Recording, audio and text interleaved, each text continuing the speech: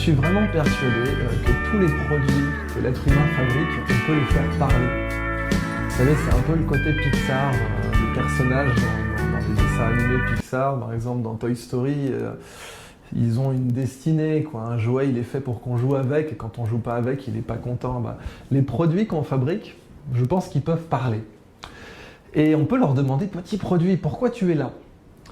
Eh bien, l'immense majorité des produits qui nous entourent, vraiment quoi, 95% des produits qu'on fabrique et des services qu'on fabrique, si on leur demande, petit produit, pourquoi tu es là? Je suis persuadé qu'ils vont nous répondre, je suis là parce qu'il y a un marché, connard. Et ça, c'est, selon moi, la majorité des produits. Je suis là parce qu'il y a un marché, voilà. Il y a un marché, j'y suis allé, je suis là pour faire la culbute. J'ai pas pris beaucoup de plaisir à faire le produit, tu prendras pas beaucoup de plaisir à l'utiliser, mais voilà, bon, il y a un marché, tu en as besoin, achète-le. Ça, c'est les produits standards. Les produits vraiment nazes, mais nazes de chez naze, quoi. Je parle par exemple d'une moto russe. Pendant longtemps, il y avait une blague qui circulait. J'ai un ami qui voyage au Sénégal, il rencontre un marabout, et le marabout donc a la liste de toutes ces œuvres, amour, gloire, beauté, guérison du cancer, guérison des ongles incarnés, tout ça. Et son argument de finition, c'est « démarre même les motos russes ».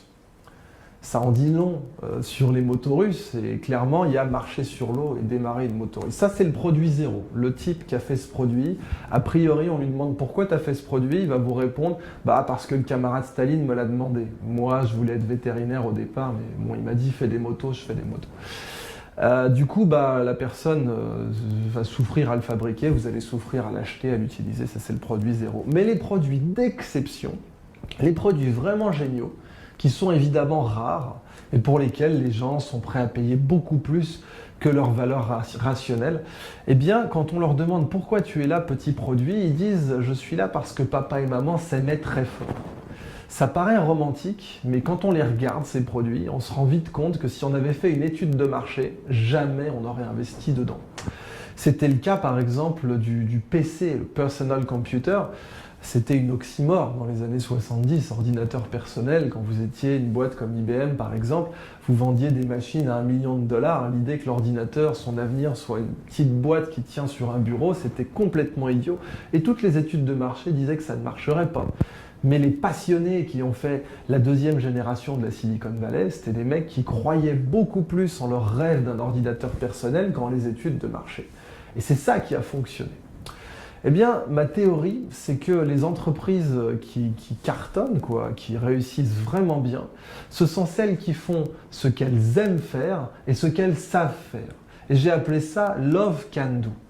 Love can do, ça veut dire fais ce que tu aimes et fais ce que tu sais faire. Et les entreprises au-dessus de la mêlée, c'est les entreprises qui font à la fois ce qu'elles aiment et ce qu'elles savent faire. L'exemple qu'on cite souvent, c'est Apple, mais c'est loin d'être le seul. Mais Apple est intéressant pour le côté émotionnel parce que, par exemple, Gwyneth Paltrow et Chris Martin, donc la star hollywoodienne et la rockstar, ont eu une fille.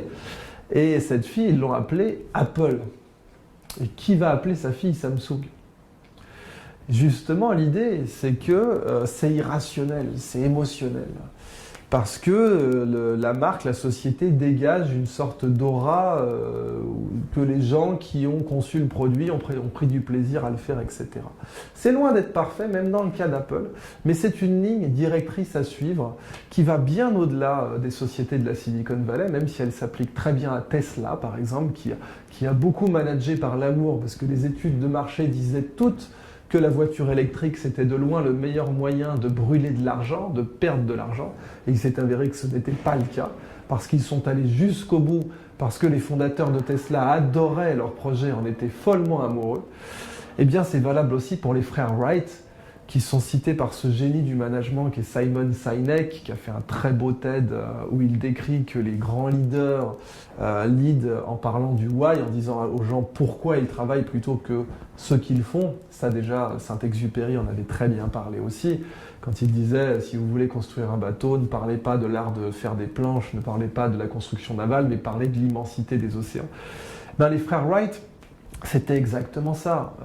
La raison pour laquelle ils ont réussi, c'est qu'ils adoraient, ils étaient raides dingues de leur projet, et que tous les autres qui bossaient sur l'avion, le premier avion, qui étaient bien plus diplômés qu'eux, qui étaient bien plus brillants qu'eux, qui étaient le gendre idéal pour la plupart, eh bien ces gens-là ont échoué parce que quand ils se levaient le matin, c'était pour la gloire, c'était pour le succès, c'était pour l'argent, c'était pas pour le rêve absolu de faire voler le premier avion.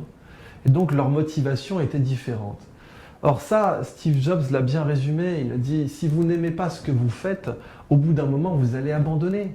Parce que si vous êtes là juste pour le chèque, au bout d'un moment, à force de prendre des tartes dans la tronche, et ce qui est normal quand on crée des entreprises, en particulier des startups, au bout d'un moment, vous allez dire, ma tolérance à la douleur a des limites, et vous allez arrêter.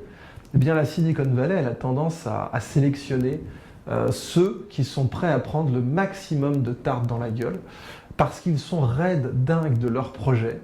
C'est valable pour Airbnb, c'est valable pour Tesla, c'est valable pour plein d'autres boîtes, parce que ceux-là ne vont pas manager par raison, ne vont pas le faire rationnellement, ils vont pratiquer un management que j'appelle supra-rationnel, qui dépasse la raison.